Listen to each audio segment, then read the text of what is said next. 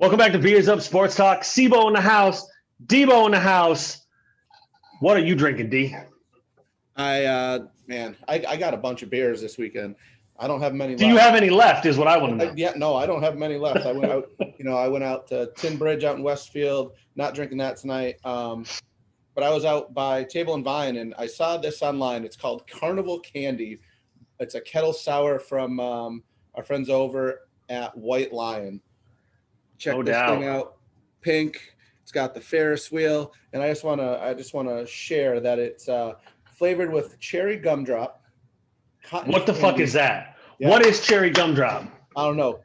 Cotton candy and vanilla taffy. When I say it tastes like the Big E, it tastes like the Big E. So, okay. And it's a nice dark color, dark red color in my new shock top glass.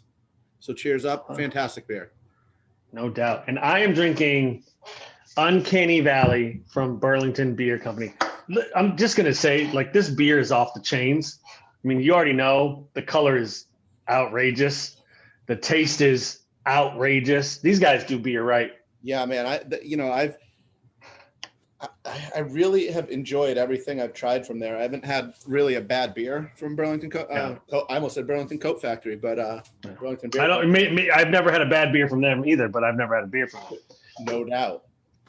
All right, let's get right into it. Carson Wentz is no longer a Philadelphia Eagle. He is an Indianapolis Colt. Traded today for a third-round pick this year and a second-round pick next year that could potentially become a first-round pick if he blows up. The Eagles are saddled with his cap hit. The Colts now have him for 4 years, 2 of which are guaranteed. What do you think, D? I mean, it's I know they're going to lose a third round and a second round, but it's kind of a no-lose situation here. I mean, we saw what Carson Wentz could do a couple of years ago. The guy was having a MVP caliber type season until he hurt his back, I believe it was, and he hasn't been the same since. He had no line, there was no offensive line last year. He couldn't throw the ball. I mean, we saw what happened. I mean, Aaron Rodgers didn't have protection and he struggled. Patty Mahomes struggled against Tampa. If you can't block for your quarterback, doesn't matter who they are, they're going to struggle. So, he has an opportunity to, a fresh start with, a pretty young team, good running back, Jonathan Taylor. They got some pretty good receivers and a couple good tight ends. And the line is pretty strong. I mean, they didn't get to Phillip Rivers very often, the defenses. So if he's not getting sacked, there's a good chance that Carson Wentz, who's a little bit quicker, can succeed there. Yeah, and he's reuniting with Frank Reich, who was his offensive coordinator when he kicked off his career. I think it's to your point, it's a no-brainer for the Colts. Yeah, you give up a third-round pick this year, but again, since Frank Reich's been the head coach, it's kind of been a revolving door of quarterbacks. I know he had Jacoby Brissett for a couple of years, and you get Rivers last year. Now you got a guy that you got at least 2 years guaranteed where you can figure out if he's worth it. Then if you want to sign him an extension, let those years play out, whatever it may be. You got 4 years to figure this out too, really. But I don't know. I think he's reunited with Frank Reich. I think to your point, he's got a better offensive line. I think clearly Philly was a little toxic. That Super Bowl championship was great, but they never really recovered from it. They never got back on the horse. And new coach, new quarterback there in Philly. And I'm happy for Wentz because now he can go somewhere. He's going to know the system. He's going to get that fresh start. I mean, he has a lot to prove. Don't get me wrong, but it's better than being in Philly and looking over your shoulder for the next couple of years. I agree, and he's going to have the ability to start slow because that defense is so money, and Jonathan Taylor looks like he could be that workhorse. So he's going to have the ability to at least game manage to start the season. So. Yeah. No, I mean, I think it's a great move. And it sounds like the Colts were really the only people that were really trying to get Wentz. I heard Bears didn't really make an offer. Panthers not interested. Broncos have been in on Watson, but it kind of sounded like they were the only game in town. And, for the Eagles, now it's Jalen Hurts' job, I guess. Yeah. And you got an extra third round pick and see what you can do with it. Yeah, it works for both. J.J. Watt is a free agent. J.J. Watt is commenting on the fact that free agency is wild. I saw that. I'm sure it is. Well, I mean, all I can picture is, people like me just tagging them in a tweet like, "Oh, come to the Packers" or whatever. Like I'm sure every fan base that is being connected with him is he's just getting everything like, "Oh, we'll give you free wings if you come to Buffalo." And all that. So. Well, yeah, and so there was word on the street that the Texans could have got a pick for him, but they decided to release him anyway. Some people say, like, good on them to release him. The Texans are such a mess that they could probably use a draft pick. Yeah. Right. Considering they gave him all away for Laramie Tunsil, but that's neither here nor there. Where does Watt end up? I mean, it's weird. Like, do I think he would fit with Green Bay? Yes, I do. Do I want to pay that much money? I mean, my guess is if he goes to Green Bay, he's going to take some kind of money hit because he's right now. I've heard Green Bay, Buffalo, Pittsburgh, and Cleveland. Those are the 4 teams that he's connected to right now. Mm-hmm. Green Bay makes sense. He went to Wisconsin. Green Bay would have to cut Preston Smith in order to make that happen. Is J.J. Watt jump up on Preston Smith the way Preston played last year? Absolutely. I think he would. I think he would love to go to Pittsburgh to play with his brothers. But I don't see them being a team that's going to contend. So that might. I don't know. They were 10-0, Doc. They were right here. I also don't think it's going to take a lot of money. I don't think he's going to. There's no reason for Watt to take anything more than a couple $1 million. Like, he's made tons of money, and I don't. It doesn't make any sense to tie up somebody's cap so that you can get it, like, what, instead of getting 2 or 3 million, you get 9, and then they can't sign a couple extra players. Like, he's clearly chasing a championship. Yep. Any one of those teams makes sense to me. I think the Steelers make the most sense, though. They've got to figure out what to do with Roethlisberger's $40 million cap hit, and figure out. That is ridiculous. Yeah, and they've also got to figure out, like, what it is that team's going to do, because, again, they were 10-0 last year, and, like, something happened, and they kind of fell apart.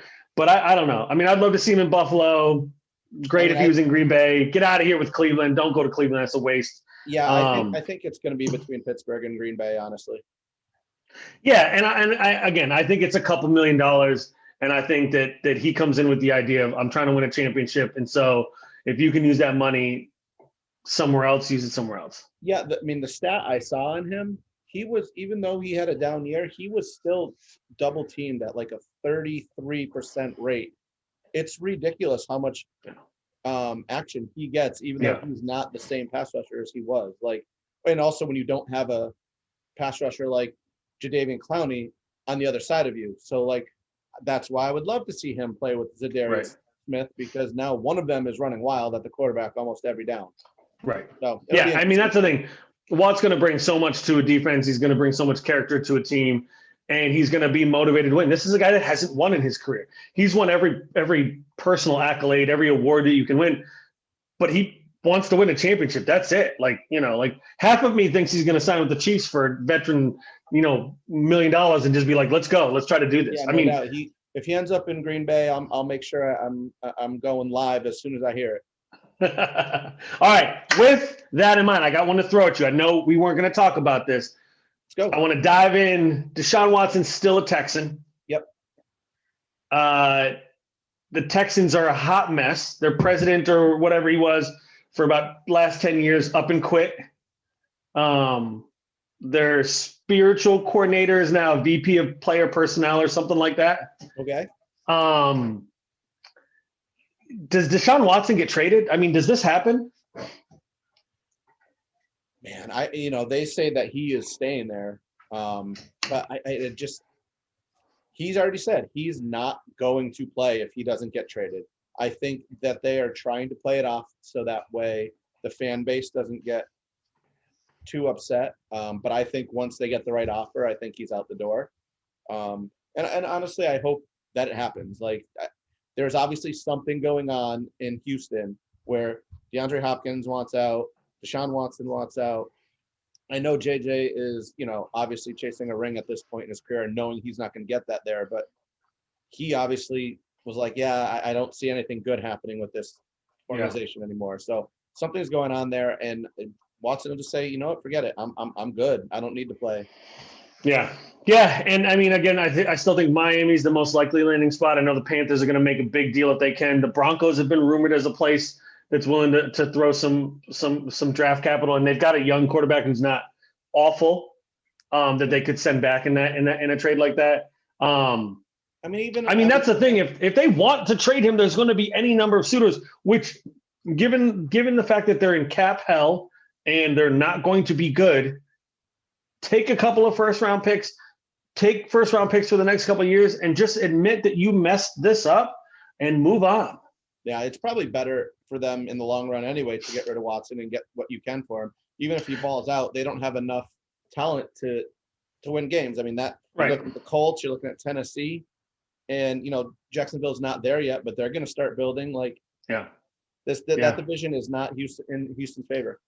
Yeah, it's a hot mess. Trade him, get it over with. Let's move to baseball. Fernando Tatis Jr. got bread. Paid 14 years, $340 million. The Padres are going off, just spending money, trading folks, all in. This is good on this kid. He's like 23 years old or 22 years old. It's incredible. Absolutely incredible. So the best part of this contract is when his contract is up is the same time when Bobby Bonilla's contract with the Mets is up. That's crazy, right? To think about. Yeah. But then you see, I mean, Tatis, they locked him up. What do you think Juan Soto is going to get? He signed that contract, and he's like, sweet 20 years, $647 billion. I mean, these contracts are going to start getting crazy because they want to lock people up. Like Acuna, what's he going to get? There's no way he's going to be a Brave once his contract's up. Well, that's what's interesting about those two players is the Nationals haven't given super long-term deals. They've kept their pitchers, but when Harper was there, they didn't give him that money, which I still can't believe they didn't do, because they could have Juan Soto and Bryce Harper for the next 10 years. Seems like a no-brainer, but I don't know what I'm talking about. But Acuna too, I mean, you're going to have to pay big money. And if you're not going to pay big money, who's going to? I mean, I can imagine that he's going to hit, 50 home runs in Fenway Park for the next 10 years or something stupid like that. Yep. And same with Soto. How much money are the Yankees going to offer him with that short porch in right field? I mean, they're even talking that the Braves aren't going to be able to re-sign Freeman after this year. I could see him ripping. Don't they have a new stadium that was just paid for by the taxpayers? Shouldn't they have all this money, Doc? What are we talking about? We're talking about Atlanta has never spent money, man. That is a hot mess. They have a brand new stadium that they barely had to pay for, and they still ain't spending money. That is a hot mess. Yeah, I don't know. I think it's a great deal for Tatis. I'm sure if he played it out, he could find a way to get more money. But you just got $340 million over the next 14 years. You guaranteed yourself $340 million, no trade clause. Your team is stacked for at least the next 4 to 5 years. You're committed to winning. And then by that time, Machado's contract will be coming to an end, and you'll be able to reload. Yeah, man. I'm sitting here I'm just trying to get up to 75,000 a year. and you get to live in San Diego. By the way, I'm just saying. Nothing wrong with that. You ain't living in Toronto, which isn't bad. I like Toronto, but it's cold right now. You're not living in Boston. You live in San Diego. So actually, I have a question about that because I haven't read anything, seen anything. They're not going to be allowed to play in Toronto still, right? Probably not. Because United States is just, we're number one in COVID. Well, and Canada's in pretty much a lockdown too. So Are they? I don't think they'd let anybody in as it is. So, I mean, no, they're probably playing in Buffalo again or something like that. I mean, it's kind of like Toronto, the Raptors staying in Tampa Bay for the rest of the year. Yeah. All right. Speaking of basketball, let's move to basketball. You're telling me you're a little bit worried about these Celtics. Yeah, man. So the last couple of weeks we've been talking, and I'm like, I love that these young kids are getting playing time, and it's going to help us in the long run. And I think it will. But man, I think they're really missing Marcus Smart more than I thought they would. Like, because he's not the Jason Tatum, he's not the Jaylen Brown, but man, he is the heart and soul of that team as far as defensively goes. And Kemba's not there. And Teague, like I was watching the game last night, and we're sitting. They don't even play him, do they? No, he went in there to do with like 6 minutes left. He went in to start following Clint Capella with 6 minutes left, so they just shot free throws. I was like I'm done. Like that's where we're at now. We're instead of playing defense. Trae Young is unbelievable, by the way. Like that kid's just on fire. But I don't know. Like the shot selection has been poor out of Tatum recently. Like I think he's trying to do a little bit too much by himself. So I'm hoping they get back into playing a little bit more team basketball. That's the Brad Stevens basketball. It's team, not a lot of one-on-ones, only maybe at the end of the game when, we hold the ball for 12 seconds and then jack a fadeaway three. But like they do need the big guy. Like no one's been consistent. The Teague has not been consistent or anything, to be honest. Yep. Tristan Thompson has shown what he can do, but then he just goes back into this like shell and just isn't doing what he needs to do. Yeah. So I worried. I still think, there's been talk about Blake Griffin coming, them like doing either a trade or them getting released and signing with them. Yeah. I think that would be good. They need something. They need a big guy that's willing to just do it. Like, yeah, I'm still not worried about this team because they haven't been able to have an actual healthy full team all season. I mean, Marcus is going to be out a while longer. I mean, he's got a popped calf, so that's not going to, that's going to take a while. Kemba's just starting to show signs of life and getting back into basketball shape. Yeah, Tatum's doing a little too much, but he's also, he's a potential top 5 player in the league. So on some level, I don't mind him trying to do too much because at some point he's going to be able to do that on the regular. I mean, I was watching the other night hitting crazy fadeaways, and all I could think of is like, this guy's basically just Durant. I mean, maybe not as good as Durant, but like he's basically Durant, 6-7 years ago. So like we still have Jaylen, we still have Tatum, Kemba's coming along. I know people still hating on Kemba. Please stop. We're not trading him. It's not happening. And on some level, the youngsters are getting played. They're going to be able to figure it out. Yeah, we need bigs. Like Tristan Thompson is good, but he can't be counted on to be good all the time. Tice at some point is going to get worn down, and like they need bodies for some of these big guys in the league. It's funny you mentioned Trae Young because like Trae Young and the Atlanta Hawks are like everything that like is the opposite of the Celtics. Like you put the ball in Trae Young's hands and like it's his job to do everything, right? Pretty much, right? And our guy is Tatum, right? Like he's not a guy that's going to bring the ball up the court.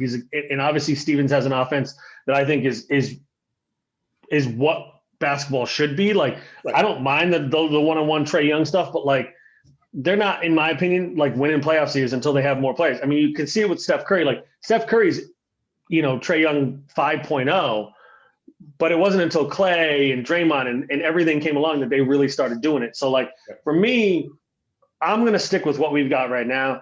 Yes, we need something. It sounds like there's some guys out there that they're starting to target. Danny Ainge came out today and said, this is on me. We're not a championship caliber team right now.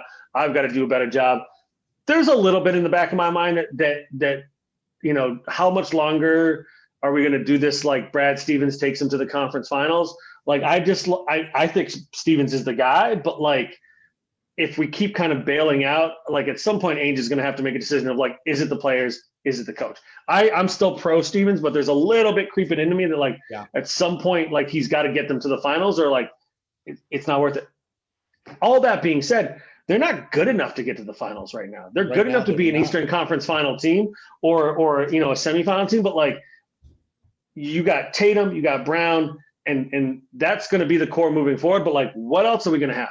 Smart's doesn't have too many years left playing at the level he's playing at, right? So like you've got to find guys to be able to fill in because right now it's Smart, Kemba, Tatum, Brown, and a bunch of youngsters. That's it. And, we got a tease with Jeff Teague in the first game of the season. We were like, this is going to be amazing. Even Thompson showed out in that first game, right? And then they've got to sign. They've got to figure out a way to sign some mid-tier free agents. Every team's out there signing these guys to 3-year $40 million deals, 3-year $50 million deals. We've got guys with max extensions and rookies. Yeah, and then a couple of guys like Tyson and Tristan Thompson on these 1-year deals. Like, we don't have those guys. That's why you send Tristan Thompson back to the Cavs, take Drummond onto the team. Yeah, but Drummond's salary is huge. Yeah, but he's going to get this is his last year, and he's going to get released anyway. Drummond's getting released. Yeah, but here's the thing: why trade draft capital for I guess you could, but Drummond's going to get released. Griffin's going to get released. My guess is they're going to go to a team that's going to win a championship. We're close, but we're not there yet. No doubt. I mean, we're missing James Posey back in the day. You know what, though? That's the kind of guy we're missing. We're missing those mid-level guys, those guys that you sign for 3 years, $10 million a pop, who 3-and-D guys. We don't have those. It's a bunch of young guys that we're counting on a lot for. And the reality is, there's something to be said for that, but at some point, those guys either have to show up, or we got to go. Romeo Langford, when he comes back, has to show up. Naismith has to show up. Pritchard has shown up a little bit, but you can't bank on a guy like Pritchard to be a big minute guy right now. I just don't think you can. No, I agree. No doubt. All right, that's it for tonight. Let's go. Last call, presented by Progression Brewery. D, what you got? So I am part of this sports memorabilia group. They're called Gab. And I've been doing some winning, and I wanted to shout them out. Pulled out this Joe Hayden signature ball from the Wow, Steelers. Look at you. Yep. And take a look. I'll tag them in this, but with the certification, I got this awesome ball, and then I also have this fantastic D'Angelo Hall jersey signed. Says says the Hall Monitor. Man, I got an Isaac Bruce signed jersey from them. It's fun. There's different raffles and whatnot. I'd check them out.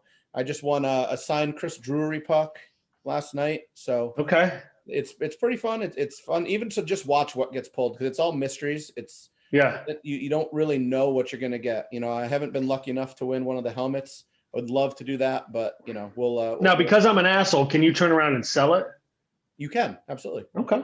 All right. That is what it is. You can do whatever you want with it, right? I mean, I don't know what any of that would bring in, but I mean, it's going to be more than what you paid. Yeah. That's awesome. It's fun. I'm going to be real quick. Spring training is upon us, which means baseball is upon us, which means I can get excited about the Red Sox again, even though they might not be a championship caliber team. I'm still amped up. I'm amped up for baseball, but I also want to give a shout out to the people of Texas, because they are in a clusterfuck right now. And through TikTok videos, through stuff on the internet, these folks are dealing with holy hell. And unsurprisingly, awful politicians have made this more political than it needs to be. Yep. And instead of just doing what they need to do for their people, they're taking trips to Cancun, blaming a Green New Deal that's never even happened, and just being assholes. So it's sad. Everybody in Texas, normal folks are thinking about you, hoping that you're doing all right. I hope you get your houses back together, because the videos I've seen have just been awful. Yes, and it's insane. Leaking from the ceiling and frozen. Yeah, man. Frozen ceiling fans. It's scary, and thoughts and prayers out to them, and hopefully T's and P's, man. No, but I don't mean it like that. I don't have anything I can do. I mean.